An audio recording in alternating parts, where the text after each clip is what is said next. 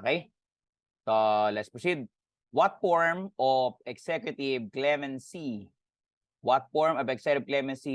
reduces the sentence of convicted person to shorter term? Yan, tinatanong sa inyo. Reduce sentence, binabawasan. Okay? So, yan yung keyword nyo, binabawasan. Siyempre, tandaan natin, isa-isahin natin yung apat na yan, kung natatandaan nyo. Okay? Unahin natin ang pardon. Yan, pardon. Ano ang meron sa pardon?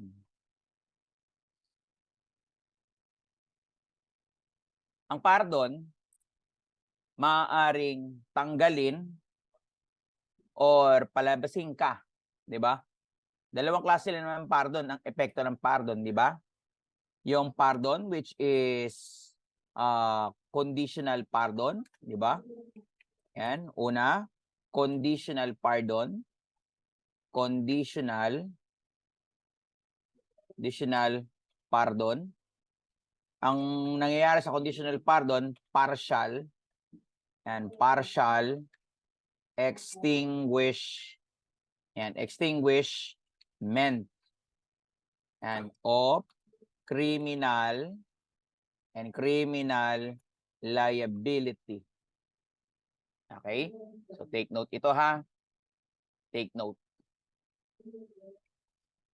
Tapos, yung isang uri naman ng pardon is yung absolute pardon. Absolute pardon. Ano ang meron sa absolute pardon? That is a total extinguishment. And that is a total extinguishment of criminal liability. Okay? So, ang usapan nito, yung kanyang liability. Okay? Pag conditional pardon, labas ka ng bilangguan pero may criminal liability. While absolute pardon, labas ka ng bilangguan, wala kang criminal liability. Okay? Tapos, yung isa naman, yung tinatawag nating amnesty,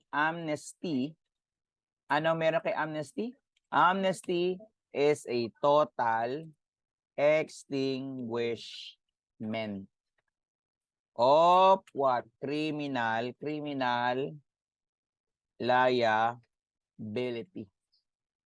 Okay? Liability. Okay? Next.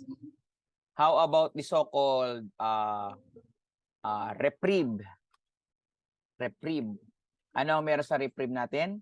Reprieve is the postponement. Yan, postponement of the sentence. Pansamantalang pagpigil ng sentensya. So, pag pinag-usapan naman natin ang commutation of sentence,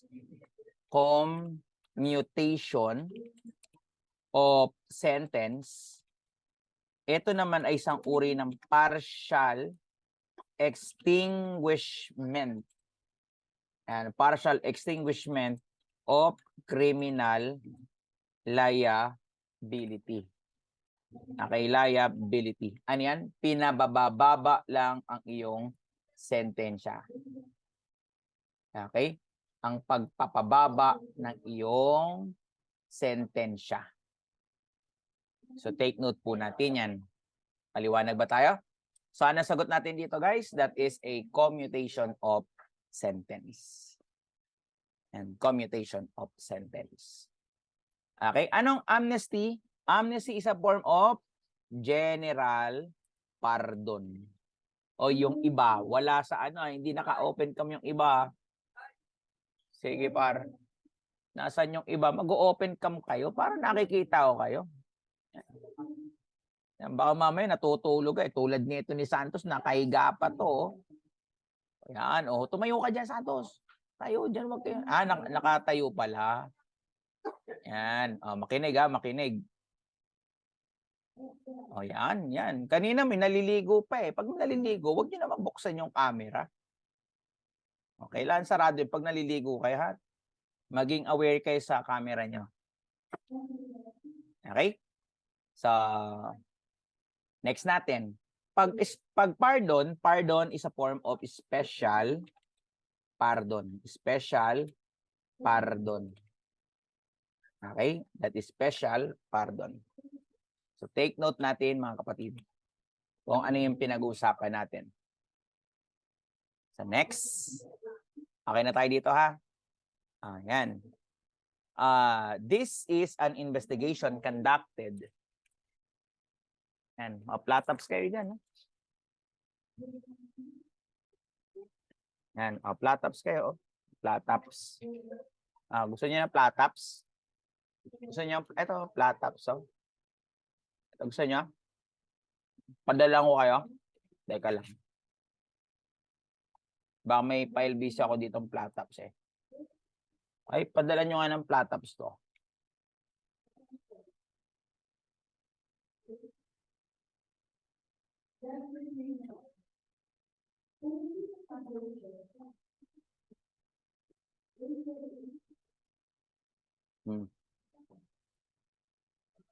Pag pinadalan ko pag-hati-hatian nyo na lang ha.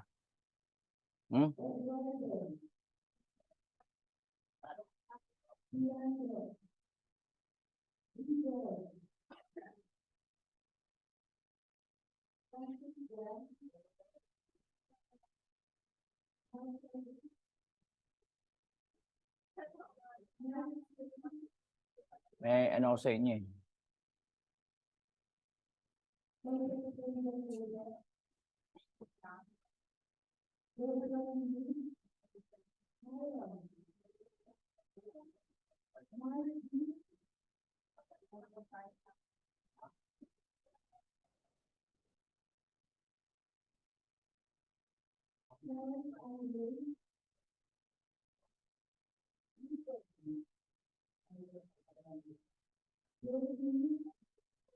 Pag-hati-hatian nyo to.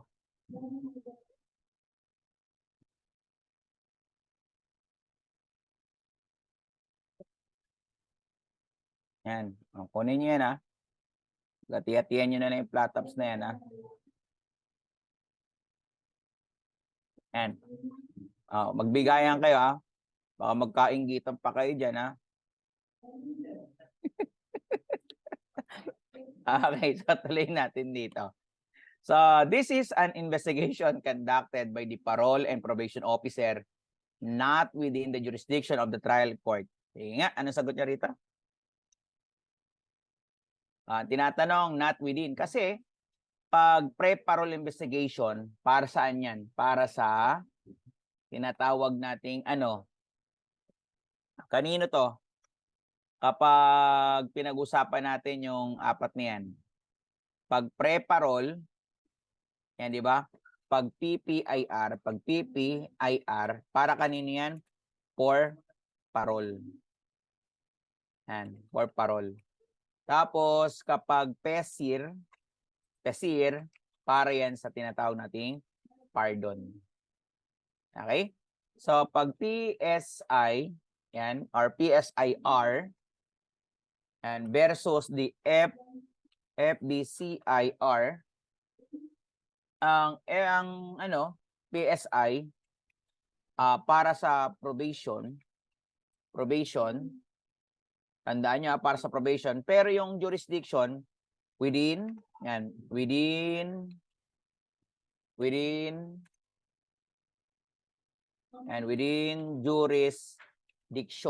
jurisdiction of trial court. Take note yan. While the yung tinatawag nating FBCI, ito ay para din sa tinatawag nating probation, pero not within the jurisdiction of the trial court. Yan. So take note yun ha. Take note, ang PPIR, ang PESIR, ang PSIR at ang FBCI. Okay? So, in relation sa topic na yan, ilang days kinakandak ang PPI? Ilang days kinakandak ang PPI? How many days? How many days kinakandak ang PPI? Sige nga. How many days kinakandak ang PPI? Pwede kayo magsagot. Meron naman chat box dyan eh. Very good. 30. Okay? 30 days. Yan. Next. So kapag PESIR, yung PSI, yung PESI, ilang days ang PESI? Ilang days po ang PESI? Ilang days din ang PESI? Oy, ay, talino. PESIR nga eh. Pre-exit Clemency Investigation Report nga eh. Yung PESI, ilang days? 30 days. Okay? Kapag PSIR, yung PSI, ilan days? 60 days. Okay tayo? So take note nyo na, take note. Hello, may foreigner tayong kasama dito. Okay tayo? So ano sagot natin dito? So that is a courtesy investigation report. Ayan yung also known as FBCI. FBCI. Ayan. Okay tayo? Okay. Sige.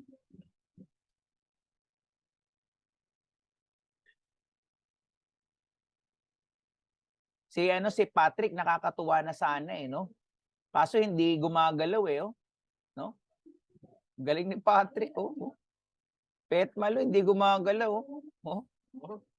Picture lang yan eh. Ako ba pinaglololoko mo?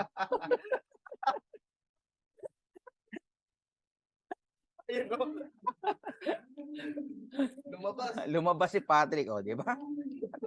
Ako, kung matanda na ako sa pagtuturo, ako pa ba maloloko mo?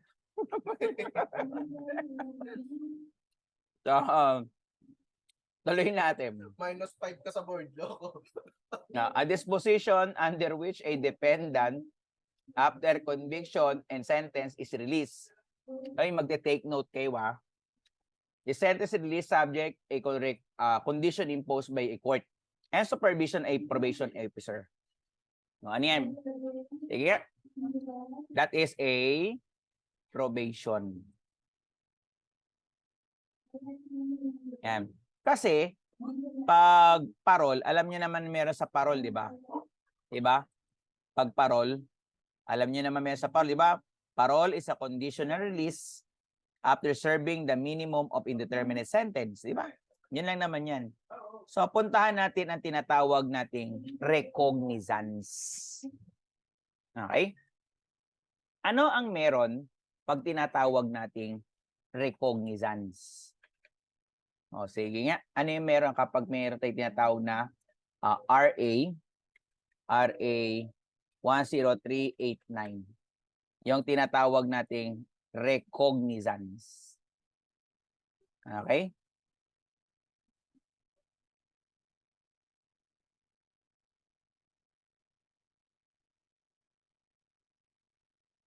So, sa ilalim ng ating batas, there is a law. Yan. Yung tinatawag natin yan. Recognizance is a form of bail.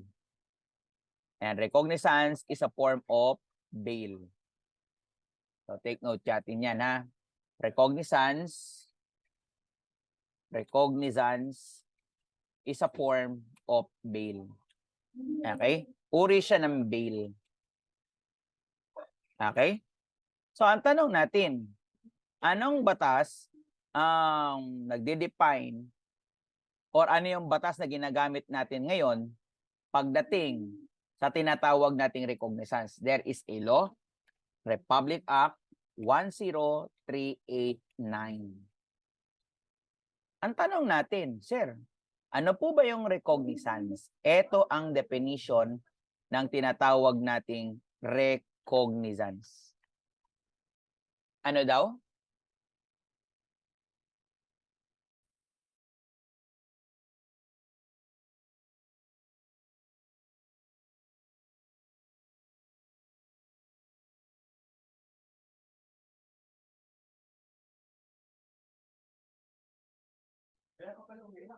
Dito na sa exam.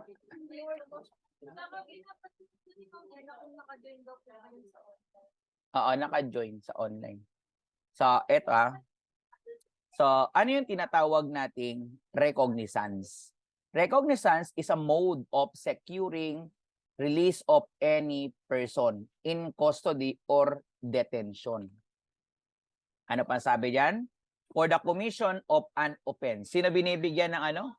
Ng recognizance? Doon sa mga gumawa ng krimen. Okay, nakagawa ka na ng krimen. Pero sino pinapokus niyan? Yung hindi makapagbigay ng bail. Okay, yung hindi nakakapagbigay ng bail. Anong gagawin niyan? Mahirap. The court where the case of such person has been filed shall allow the release of the accused in recognizance as provided herein to the custody of qualified member of the barangay, city, municipality where the accused is reside. So, ibig sabihin, pag recognizance, merong isang tao na tatayo, mag-aarbor sa'yo, na siya ang mangangako na pag pinatawag ka ng korte, ibabalik ka sa bilangguan. Okay?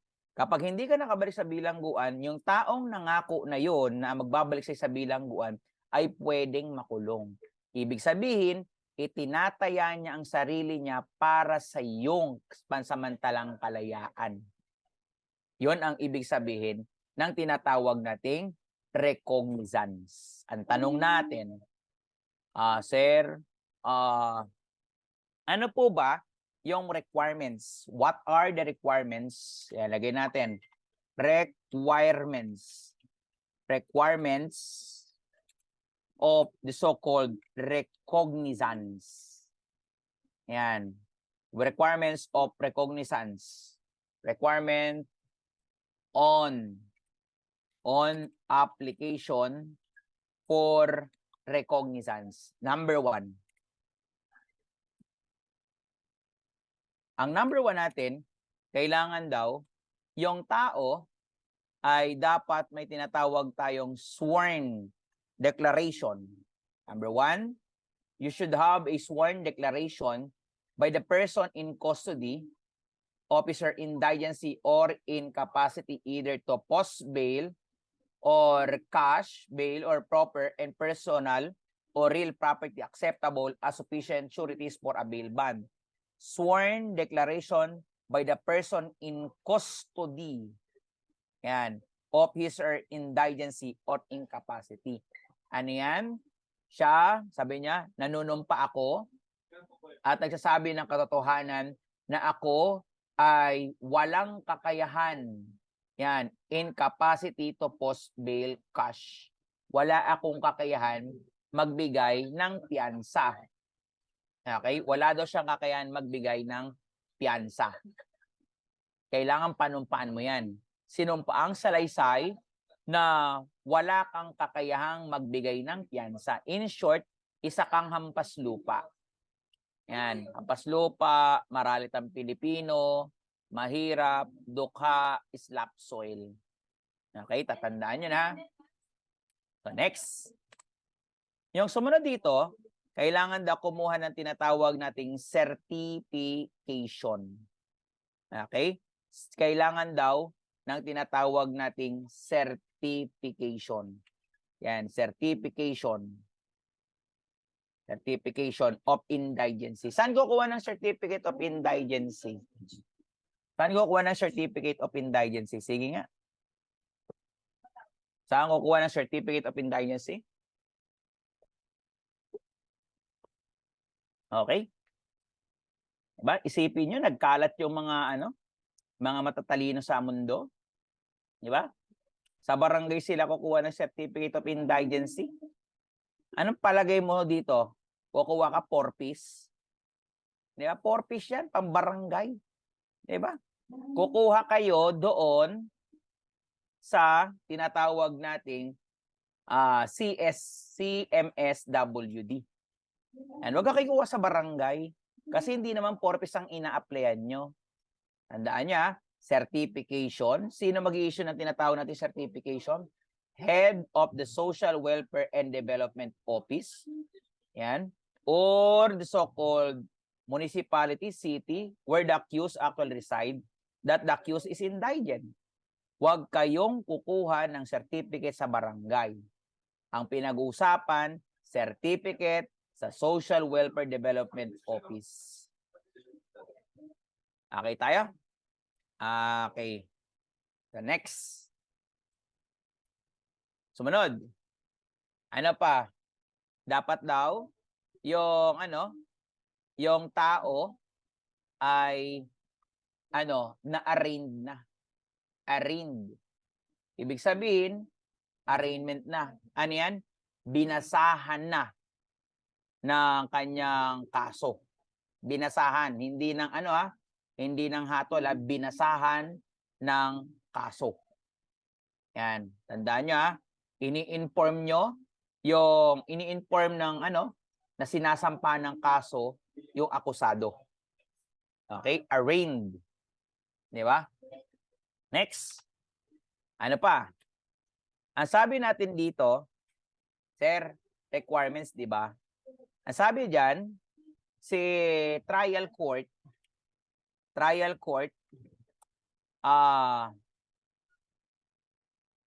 ano yan? Notify the public prosecutor within 10 days. Yan, dapat i-notify ni trial court within 10 days. Bakit days to? Within 24 hours. Yan, within 24 hours. Tandaan niya, sino ino-notify ni trial court within 24 hours? Si public prosecutor. Next, ano sabi din diyan? Notify the respective sanggunian, yan, respective sanggunian within 10 days. Okay? So take note, na-notify na natin si sanggunian. Yan, sanggunian. And within 10 days. Okay? Next. Kapag na-notify na, ang sabi natin dyan, kailangan mag-file ng tinatawag natin, or kapag nakaisang-gunian lagay natin dito, sanggunian, yan, sanggunian, must answer. Yan, must answer using what? Resolution. Yan, resolution. Okay? So, ang sabi natin dito, sir, kapag siya ay kaya siya ay agree. Tandaan nyo kapag si sanggunian ay agree na mabigyan ng tinatawag nating recognizance. Agree. Kailangan mag-issue siya ng tinatawag na resolution and list of recommended custodian.